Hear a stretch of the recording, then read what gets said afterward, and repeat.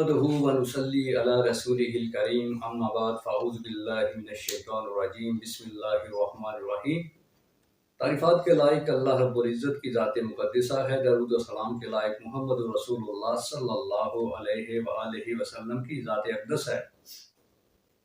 اللہ رب العزت نے قرآن مجید کے اندر ایک مقدمے کا ذکر کرتے ہوئے فرمایا یا ایھا الذین آمنوا آمنوا باللہ ورسولہ والکتاب الذی نزل علی رسولہ والکتاب الذی انزل من قبل ومن یکفر باللہ وملائکتہ وکتبہ ورسلہ والیوم الآخر فقد ضل ضلالا بعیدا۔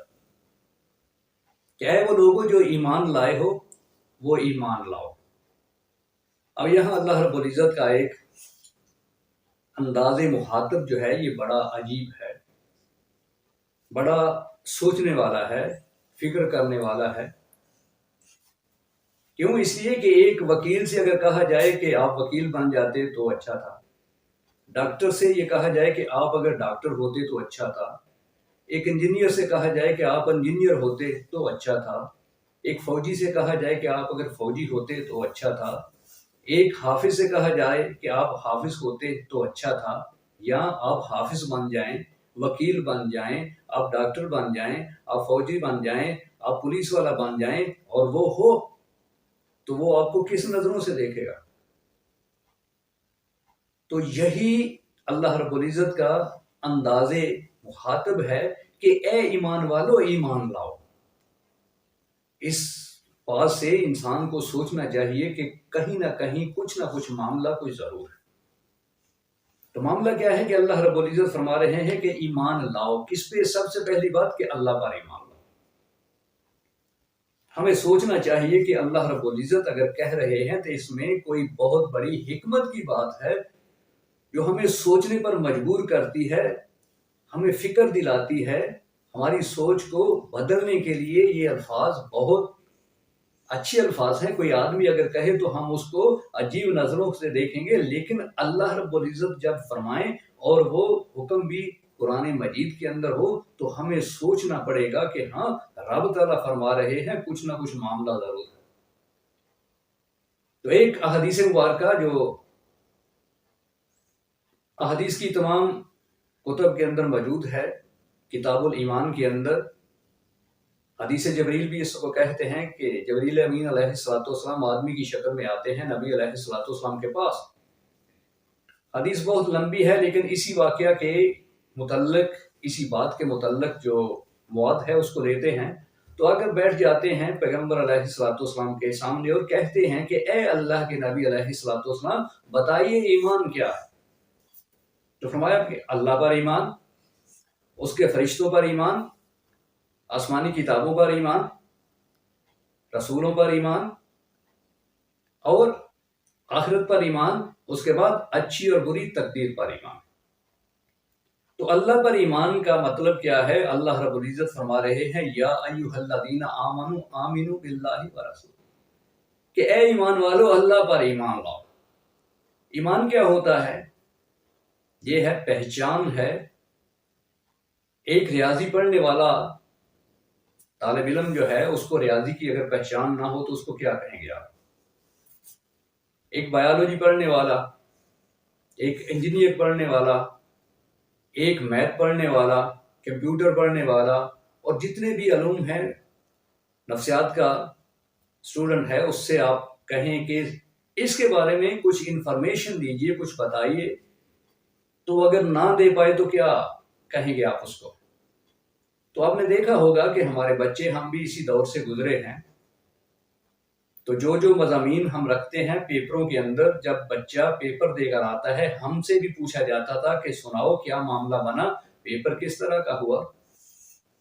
تو ہمارے الفاظ یہی ہوتے تھے کہ مواد تو ہمارے پاس بہت تھا لیکن وقت بہت کم تھا، میرا تھوڑا بہت رہ گیا۔ تو یہی بات، میں اسی بات کو لے کر کہ ہم سب مانتے ہیں، کوئی بھی ہے جو مسلمان کے گھر میں پیدا ہوا ہے وہ یہ کہتا ہے کہ میرا اللہ پر ایمان ہے، میں اللہ کو جانتا ہوں، میں اللہ کو پہچانتا ہوں، تو کسی بھی چیز سے نفرت اور محبت اس کو پہچاننے کے بعد ہوتی ہے۔ یہ ایک فطرتی قانون ہے۔ اگر کسی کو جانیں گے پہچانیں گے، جتنی اس کے بارے میں جانکاری ہوگی اتنی ہی اس سے محبت ہوگی یا اتنی ہی اس سے نفرت ہوگی۔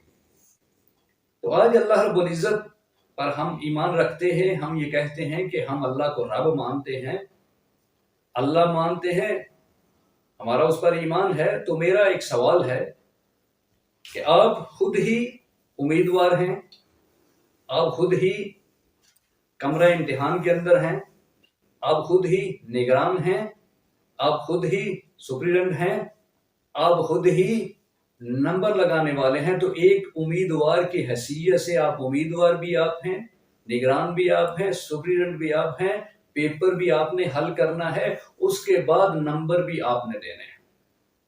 تو پیپر کے اندر کیا ہوتا ہے کہ ایک وقت ہوتا ہے، ایک ٹائم ہوتا ہے۔ اسی وقت اور ٹائم کے اندر جب انسان یہ کہتا ہے کہ وقت بہت کم تھا ورنہ میرے پاس مواد بہت زیادہ تھا، وقت آپ کے پاس لمبا ہے، ٹائم آپ کے پاس بہت زیادہ ہے، امیدوار آپ خود ہیں، نگران آپ خود ہیں، سپرنٹینڈنٹ آپ خود ہیں۔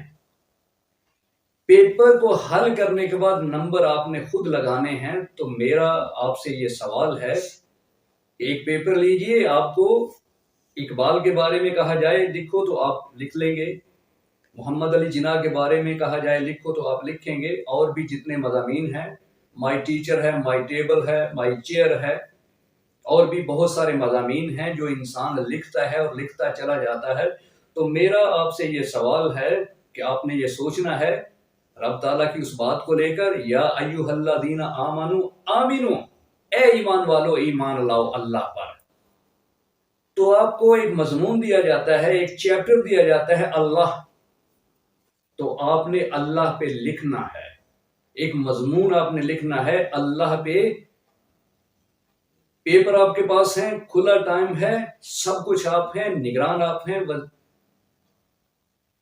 سپرنٹینڈنٹ آپ ہیں، امیدوار آپ ہیں، سب کچھ آپ ہیں، کوئی آپ کو روکنے والا نہیں، کوئی آپ کو ٹوکنے والا نہیں، وقت کی قید نہیں ہے، وقت کی پابندی نہیں ہے۔ آپ نے خود ہی بیٹھ کر اللہ پر مضمون لکھنا ہے، اور خود ہی آپ نے اس پہ نمبر لگانے ہیں، اور خود ہی آپ نے خود کو جانچنا ہے کہ آپ اللہ کے بارے میں کتنا جانتے ہیں۔ تو یہ ہمارا پہلا سوال ہے، ہر ایک سے ہے۔